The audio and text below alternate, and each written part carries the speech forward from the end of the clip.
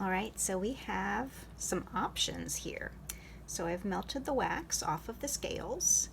There's some nice color in the cut lines. Now, what I found here after removing the wax and getting that first layer, preliminary layer of varnish on here that gives it a little bit of sheen, is that the scales are pretty much black.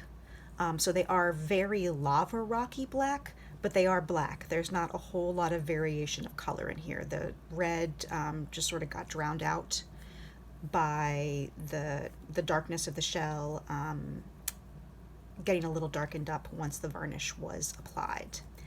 So we've got two different choices to make. One is, do you want any additional color layered onto the scales? I can stipple on some inks. These are basically like calligraphy inks. They're translucent, so they're between translucent and opaque. So I've got a standard red. I've got a couple of golds, a couple of different golds. Probably wouldn't want much of any golds, like maybe just a couple of like very gentle highlights. And a lovely scarlet, but it is so translucent that I don't think it would make any difference whatsoever on this dark background. An example of what these inks can do is this, again, was an emu shell, so it was pretty dark, so the silver and the blue, the silver was definitely the part that got it lighter than the blue, that got a lot more pop out of it. And I obviously don't want to do any silver on this particular one. That would kind of ruin the effect. So it can either be as is here, or I can try doing some additional texture work, layering in some ink over the top of it. It won't give it any more texture, like it won't actually build up the scales any, it would just add a little bit of slightly opaque color to maybe add some more variety. There is a decent amount of pebbly texture just from the shell itself. And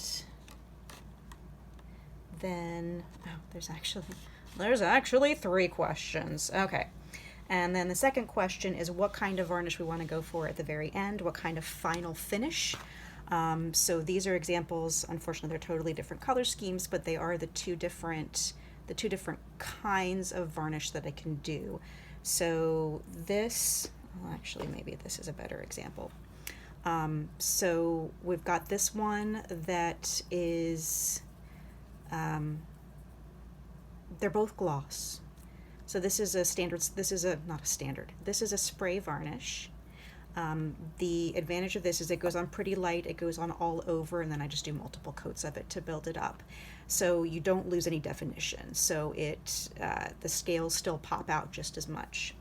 And then, and it does take, the downside is that it does take usually about 2 weeks to cure fully. Like it's dry to the touch in 4 hours, but then it takes a couple of weeks before it's really a good idea to like wrap it in tissue paper or bubble wrap, because you don't want things sticking to it if it's not fully cured. The good news is though, it's so hot and dry that I think that'll be done in a week. So the other option is an epoxy, that I can do an epoxy varnish, which is even more glossy. It ends up looking very wet. It just is what it is. It's very hard. It's a lot harder. It is super resilient.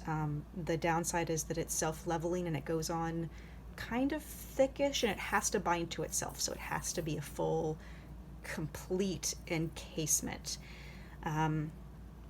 So the downside is that it loses a little bit of texture and a little bit of dimension just because the cut lines get filled in a little bit as the epoxy levels out. But the bonus is that it dries in 12 hours and is fully cured in 24 hours, so it can ship a lot sooner. And then the third and final question is whether or not to put anything inside of it or to leave it completely empty. So that is the hole. It's a pretty large hole. I can't quite get my pinky in there, but it is fairly large. So it would be very easy to get the nozzle of some spray foam in there, which is something that I do sometimes do for people who are going to do cosplay. And the reason I do that, this egg is filled with spray foam. It is also completely broken. This is one that fell 6 feet onto a concrete floor and then had a box fan fall on top of it as it was doing its final varnish dry, which was very sad for me. The crack line goes through here, and then there's another one that goes down there, but it goes through where the hole was where I'd sealed it. And the deal with once it's filled with that spray foam is that it won't come off. Like, so it cracked, it broke, but I can't really pull it apart, even though I know that it has a complete crack all the way through, and then another one over here.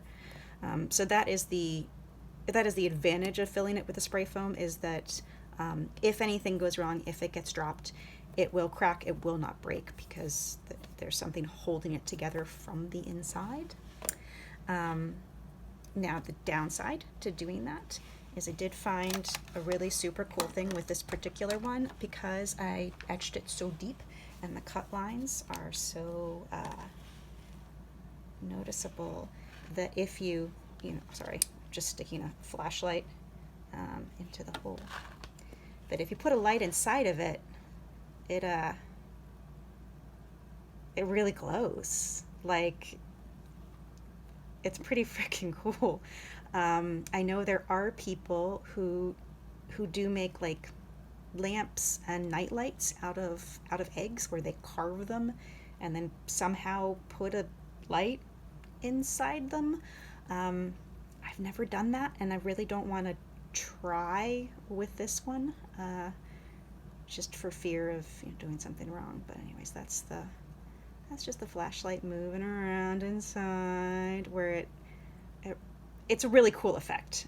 Anyways, I think it's a super cool effect. So leaving it empty would give the option, if you ever felt like being super adventurous, or not even super adventurous, of just a little DIY, of figuring out how to get some sort of non-superheated. Obviously, you don't want to put a flame in here, because it is a real eggshell, so it can be damaged from excessive heat and consistent heat. It'll get brittle over time, so you don't want to stick also the soot would just darken up the inside, and that would be sad.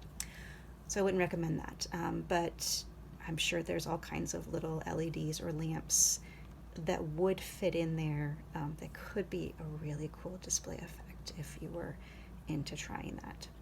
So that is also a question, is do we want to fill it up or do we want to leave it empty? I'm not really super worried about this breaking. It does still have a good amount of shell, like as much light as you see coming through it. There's still a lot there, but it's always a possibility, right? Because the etch lines do weaken things up just a little bit, because it's taken away some of the integrity. But that's how we get all of this nice, lovely dimension between the scales.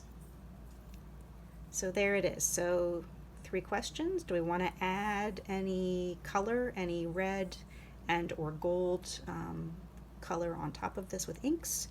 Do we want to fill it or not? And do we want to do a gloss, like polyurethane varnish? It's not really polyurethane, but that's sort of the idea of it. Or do we want to go with an epoxy? And I will put those in writing as well. But that is what we have so far. I think it's pretty cool. I'll leave that to you to decide, though.